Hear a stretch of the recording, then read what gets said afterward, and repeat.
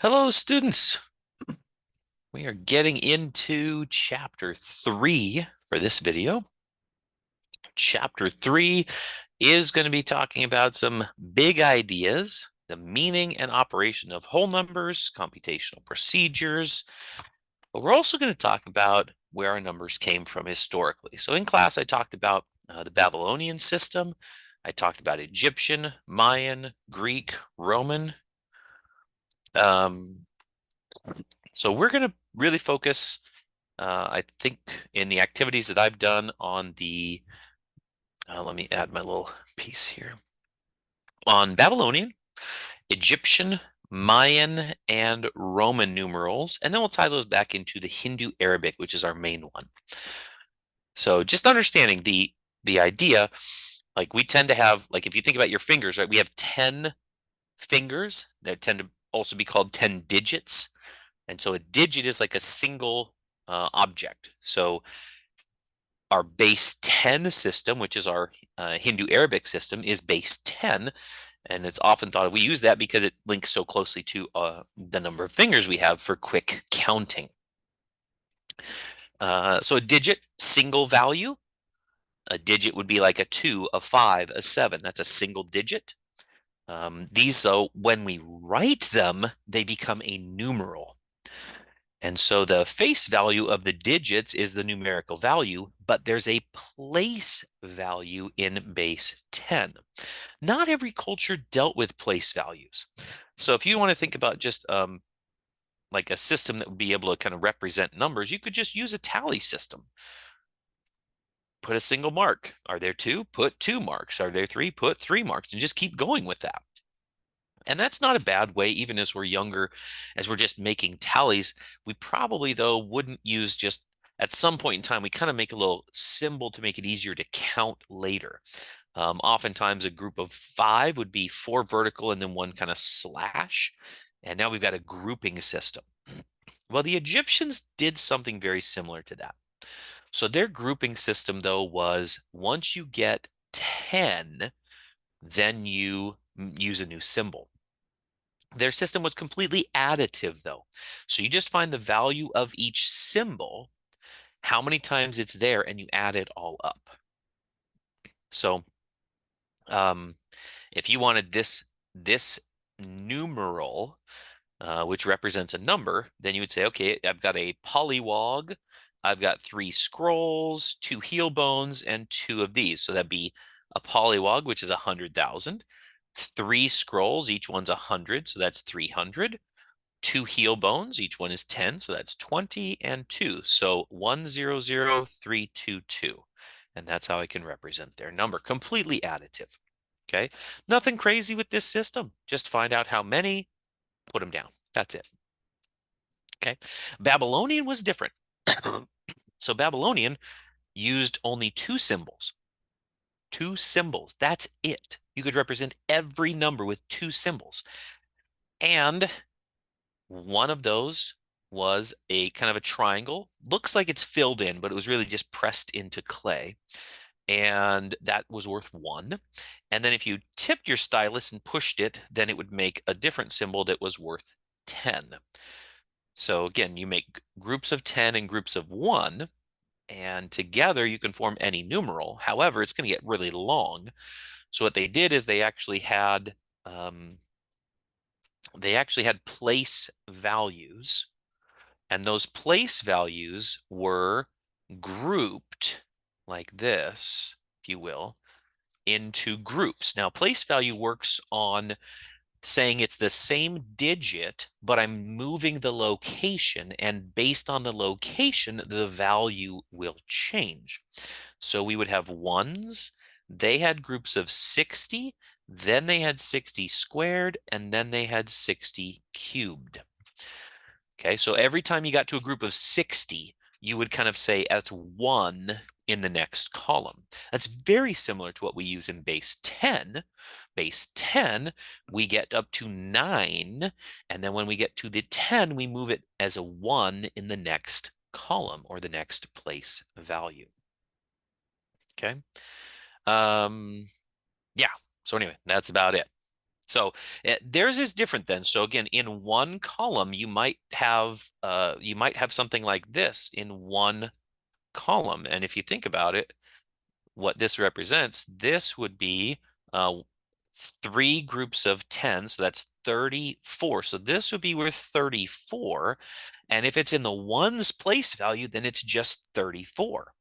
But if you had something next to it, I'll put an invisible line here, where you had like another 10, this is worth 10, but the place value here is in the ones place. So this would be 10 times 1.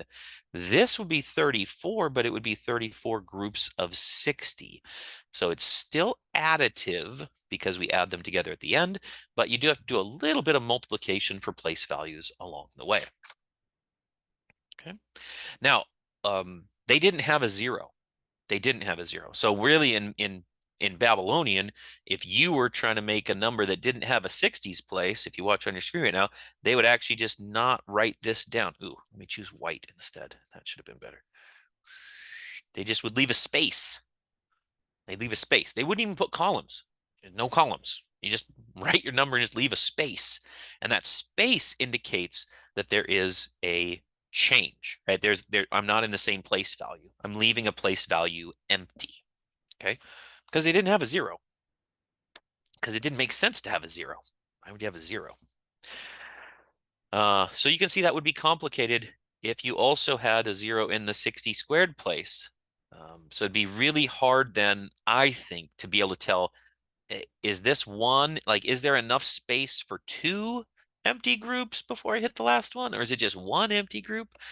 Because then it's like, how big of a space is a space? So anyway, thankfully, near the end of their civilization, they did come up with a symbol, which was to turn the stylus upside down and leave a triangle. Instead of the triangle pointing down, which was worth 1, they turned it over and tried to make a littler triangle. And if they did that like kind of on top of itself, that represented like the empty place value. So it's basically like, don't look at this, just skip me. But for those of us trying to read it, it made it a whole lot easier to read, as you can imagine, right? Okay, so there we go. Egyptian, Babylonian. The Mayan system, oh, the Mayans were fantastic. They did have a symbol for 0, but it was not really thought of as a number because the numbers were a dot or a line. It was thought of as something different, like a different entity. And it was almost like the just skip me and move on idea. So here's what they did. They used pretty much all base 20. And I was thinking about this. I thought maybe that's because fingers and toes, right? 10 and 10, yeah, that's 20. But anyway, here's how it worked. So just think about your hand, right? Right? So your hand has a whole bunch of different digits, but if you had all 5, that's basically saying one hand, right? So 1, 2, 3, 4, separate, separate, separate. But once you bring the 5th one out, you're like, whole hand. So here's what they did. All they did is said, let's make a line, and that will be worth 5. Okay. A little dot, like an individual finger, would be worth 1. So if you wanted the number 12, you would put down 2 groups of 5 and 2 ones, and that was 12. Which works great, right? You got to love it. This is fantastic. The only issue is that you're going to have a whole lot of 5s to make big numbers, right? So if I put another 5 on this, this becomes 5, 10, 15, and 2 ones become 17. So there's a certain amount of lines that before long it gets really hard to read. So what they did is they said, okay, we're going to do place value. Now their place value is not like the Babylonians. Babylonians are very similar to what we use right now. You read it from right to left. The Mayans, they read vertically.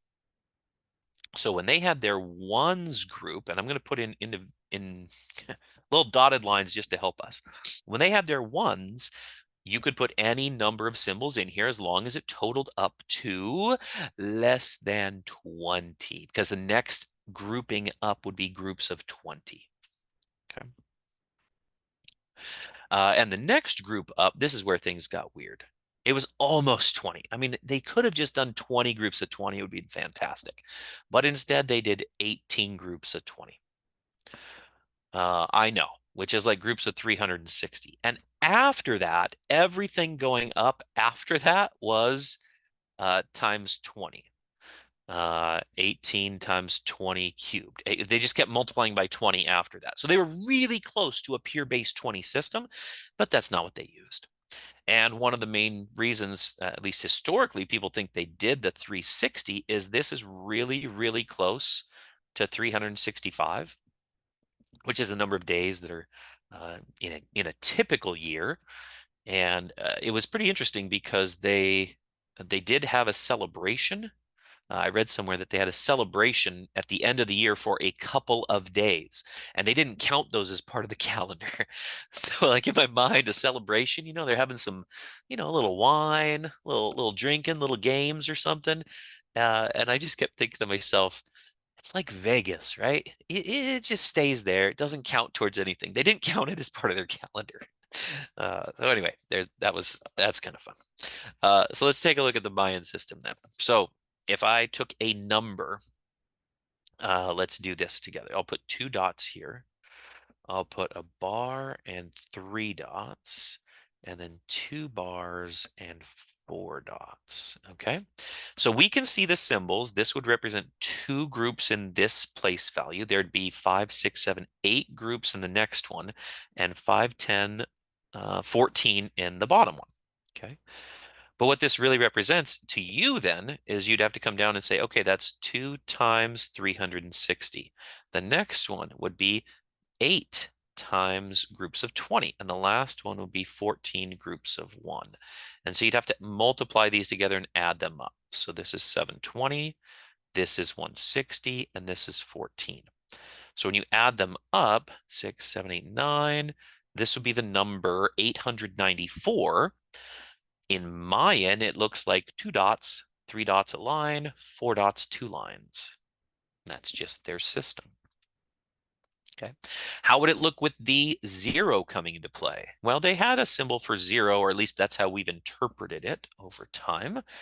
And if you go back and look at it, then this symbol, if you were to put this symbol in here, you can kind of see how, I always think of this as like a little loaf of bread. But you can kind of see that that would help me read. It would tell me there is a place value here with nothing.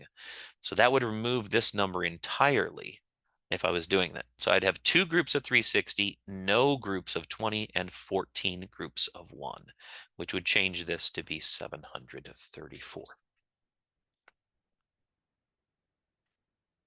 All right, let's move on.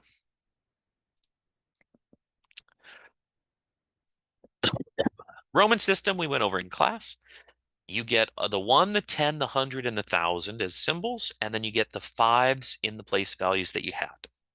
Their system is additive and subtractive. It's additive as you count up. It would be 1, 2, 3, and then things got weird because in their rule, you couldn't put more than 3 symbols in a row. So they would say, I want to make the number 4, but we'll put 1 in front of 5 to make 4, which is like a subtraction.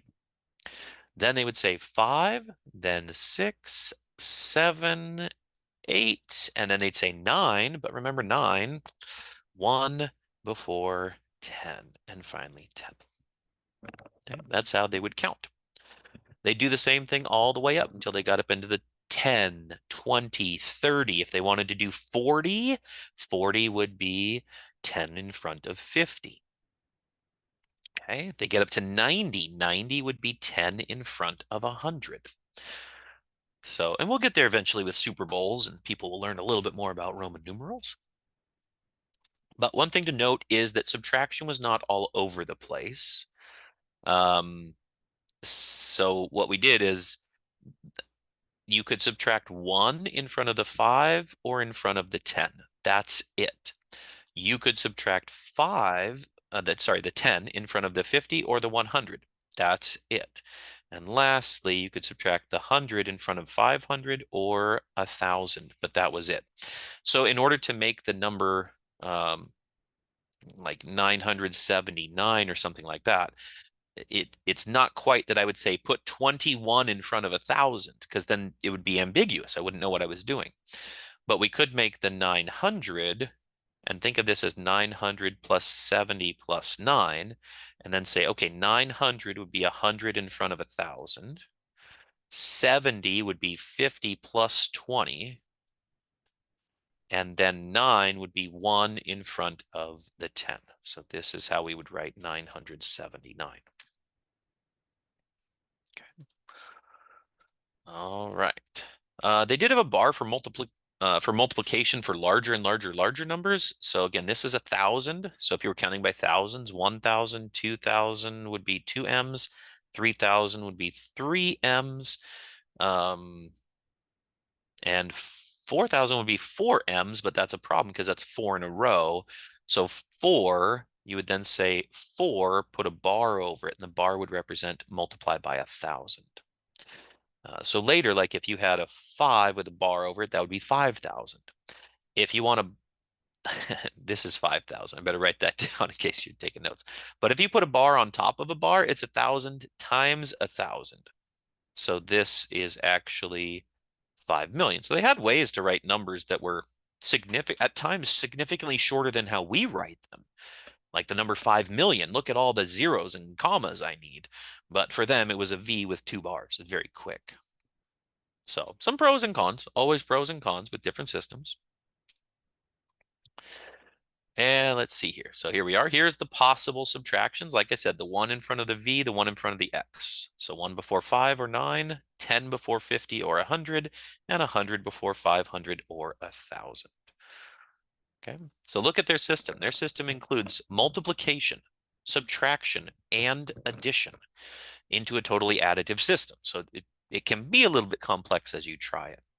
Now, our system is a base 10 system, and all of our bases, we could use any base. We happen to use base 10, but when you think about it, you look in the book, you see I have units which are ones, then I have tens, then hundreds. That is a group of 3. After that, the labels that we use, they come up to a new term, and then each term has tens and hundreds. So you have base, tens, and hundreds, new. Base, tens, and hundreds, new. So if you think about it, we have a base unit. We have 10 of those, which becomes tens. We have 100 of those, which becomes hundreds. Then we move up to a new classification called thousands. Thousands, which is 10 cubed. Then we have 10 thousands, and then we have 100 thousands. We move on. Millions, 10 millions, 100 millions, and so on. We continue in that way. Typically, at least in this country, we tend to put commas to separate groups of 3 digits. Internationally, commas are omitted. Okay, so internationally, when you leave the country, don't expect everybody's putting commas down. As a matter of fact, some of them put decimal places where we put commas, and they put commas where we put decimal places. As well as the international system actually just uses a space between. So whenever you have a group larger, so if you wanted the number 25,394, I'll say it's the American way. But there are many other countries that use this still. The international system would be a 25, leave a space, and then the 394. Okay, that's groups, and they leave a space between them as they were writing it. So very cool. Just be aware you can write numbers in standard form, like we have up here with the commas, or you can write them in expanded form, where you think of each digit's place value.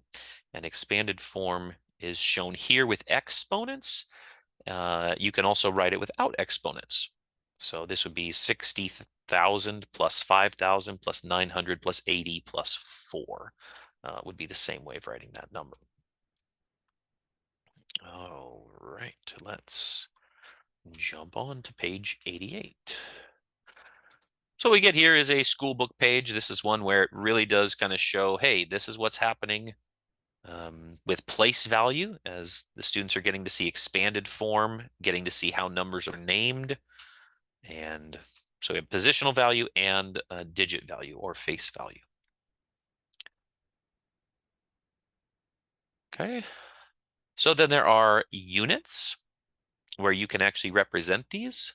We didn't do one of these in class yet. We're going to do a little bit of this when we get into probably the next chapter, sorry, the next unit. So this is what are known as base 10 blocks. And a base 10 block has a unit piece, a rod, sometimes called a long. Then it has a flat, which is worth 100. And again, each time it's moving up by a factor of 10. Each one is 10 times bigger. And then we have what's known as a cube or a block. And so when you look at these, you can see that 10 flats make a block. 10 longs make a flat. And so this is kind of the way that people can visualize how big our numbers are getting. You'll notice that you get to trade. This is fun to be able to trade. So a group of 10 of any type could trade up to one of the next. And you can actually, if you have these with students, you can lay them out and see that they're exactly the same size. That makes it fair. And again, you kind of want to make sure that you're doing fair trades. If you had 10 of the long pieces, 10 longs becomes one flat. 10 flats become one block. And you can keep going beyond that. And that's kind of a fun activity as well for kids too. So you can also do this in other number bases. So in base 10, which is on the left-hand side of the page, you can see us counting all the way down to 15. Okay. But you don't have to count in tens. Notice in base 10, we have singles until we get to our next regrouping, which would be one group of 10, which is one long, sometimes called a rod. So one rod or one long. And then you just keep counting, add on more until you get to 2 of those, add on more until you get to 3 of those. But the same type of idea holds in base 5. So base 5, you would count 1, 2, 3, 4. The next number would be 5. But if my regrouping was 5, I would write it as 1, 0. And you see the 5 next to it. That tells you the 1 is with one group of 5. So the next number looks like 11, but we're not going to say 11 because it's groups of 5. 11 is a 10 and a 1. This is not a 10 and a 1. This is a 5 and a 1. So this number that we would say would be 6, 7, 8, 9, 10, 11, 12, 13, 14, 15. So we're talking about groups of 5. Now you could also do this with base 2. You can see the symbols here. Base 2 is a little bit weird because anytime you get a group of 2, you got to trade up to the next shape, which happens pretty quickly. So what you can see is each place value is one of these symbols. So we can begin seeing these symbols. And this is a, yep. So here's our first, this is our first cube with them. Boom, boom, boom, boom. So there it is. It looks like 1,000, but it's really one group of, and this is where you get to have a little bit of fun because the 2, so it always starts with ones, then it's your base, which is 2, then it's your base times your base, which is 4, then it's your base times base times base, which would be 8. So ones, then twos, then fours, then 8. So this really is the number 8 because it's 8 little blocks. You want to get to 9, we'll take one of those and put one more group of 1. So this is the way that base 2 works. All the bases work in exactly the same way. As a matter of fact, the book then goes through and shows you what happens if I group with something bigger than 10, and that's possible. The book shows base 12, also base 16 is also used quite a bit in computer science. So for students who might be interested in that, base 16 is really quite helpful. So let's see, as you're counting, notice if we're regrouping by 12s, I have to wait until I get through 12 items before I can regroup. But the issue is, what happens after 9? Because once I get to 9, I can't write 1, 0 to represent 10, right? I can't. Because if I write 1, 0 in base 12, it represents one group of 12, but I don't have 12, I only have 10. So we had to come up with a single symbol. So when you have 10, we'll call it T. When I have 11, I'll call it E. And then after that, when I have 12, it regroups up to the next place value, and I start again. So this is the idea of different number bases. So again, base 12 is good. Base 16 is also something that we're going to do. And so they do talk. There's some questions say, hey, what happens if I'm in base 5 and what number comes after 4, 4? It's a pretty common one, and we do quite a bit with this. So let's just count if we were in base 5, right? So let's say here we were at 4, 0, base 5. Now in my mind, I just wrote 4, 0, base 5, but I could really say what number that is because that's 4 groups of 5. So this would be the same as the number 20 in our base 10 system because 4 groups of 5. Okay, let's keep counting. So that's 20. Here we come, 21. Some of you are going to get trippy out here because you're thinking I said 21, but I meant to say 41. I did not mean to say 41 because this number is not 4 groups of 10. And so if you say 41, you are meaning 4 groups of 10 and 1. And that would be the way we would name it for base 10. This looks like 41, but we know it's not because it's in base 5. That's 4 groups of 5 plus 1. That's 21.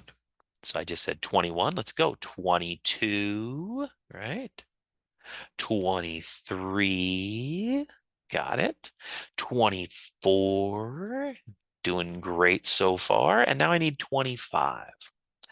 So 25 would be just one more. But if I add one more to the ones place, I actually have 5. The problem is in base 5, I don't have that symbol. Just like in base 10, we don't have a symbol for 10. We use the digits we already have.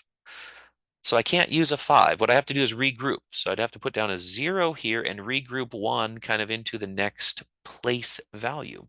But once again, that was a 4. When I put a 4 with a 1, that would be a 5.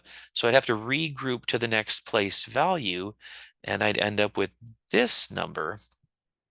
And I would say 25 because that's the next number. So the piece to remember that's helpful is when you're dealing with any number base, whatever the base is, it starts with a 1, then you have your base, then you have your base squared, then you have your base cubed, then you have your base to the 4th, and this is the general one. If you want to think base 10, this is what you did growing up. You did your base, which is 10. 10 squared is 100. 10 cubed is 1,000. 10 to the 4th is 10,000. That's what you're used to in base 10. But if we were doing this in base 5, then the base would be 5. The next one would be 5 squared, which would be 25. The next would be 5 cubed, which would be 125. The next would be 5 to the 4th, 625. So this is if we have base 5. You could have any base 3. So 1, 3. 3 times 3 is 9. 9 times 3 is 27. 27 times 3 is 81. These become your place values. Okay. So let's jump briefly to a whiteboard and just talk very briefly about that. Because if I was in base 5 with 1s, 5s, 25s, and 125, right? Then if I had a number in base 10, let's say it's the number, I don't know, 337. Oh, there's a number. Okay. So what I would have to do with 337 is I'd have to ask myself, well, how many 125s are in there? So I might count by 125s. I'd say 125, definitely I have 125 worth.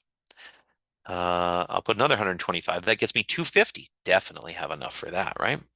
And then another 125 would be 375. Too many. So I know I could fit 2 of them in here. So why don't I subtract 2 groups of 125? Now that leaves behind 87. So start again now with 87. How many 25s can I get in 87? Well, 25, that definitely works. 25 again would be 50. 25 again would be 75. 25 again would be 100. So 4 is too many. Looks like I can do 3 of these.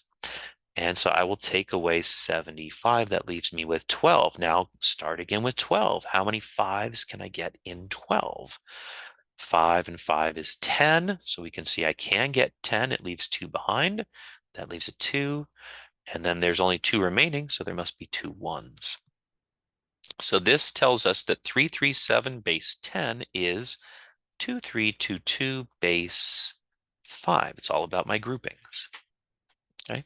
And likewise, if I had a number in base 5, let's just say it was a 413 in base 5, I could turn that back into base 10 by remembering this 4 is worth 4 groups of 25. And this 1 is worth 1 group of 5. And this 3 is worth 3 groups of 1. So this becomes 100 plus 5 plus 3, which is 108.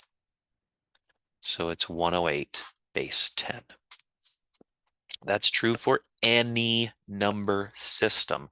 Base 5, base 6, base 7, base 3, base, doesn't matter. Create your place values and you can always get there. Okay. So there we go. Let's jump back to the book.